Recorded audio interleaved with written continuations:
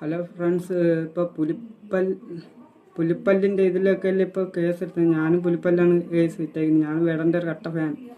അപ്പം എന്തായാലും അത് ഗിഫ്റ്റ് കൊടുത്തതാണ് അവന്. ആരൊക്കെ പാട്ട് ഇഷ്ടപ്പെട്ട്, റാപ്പർ പാട്ട് കേട്ടെന്തൊക്കെ ഇഷ്ടപ്പെട്ട് ആരൊക്കെ ഗിഫ്റ്റ് കൊടുത്തതാണ്. അപ്പം ഇപ്പം അങ്ങനെയൊക്കെ വെച്ച് നോക്കുകയാണെങ്കിൽ ഇപ്പം മോഹൻലാലിൻ്റെ വീട്ടിൽ തന്നെ 2 കൊമ്പ് ഇരിപ്പുണ്ട്, ആനയുടെ കൊമ്പ്. പിന്നെ അതണക്ക് ഇപ്പം ഈ എന്താ പറയുക, സുരേഷ് ഗോപി ആണെങ്കിൽ പുള്ളിക്കാരൻ്റെ അതിലും മാല ഉണ്ടാക്കി ഇരിപ്പുണ്ടെന്ന് പറഞ്ഞു.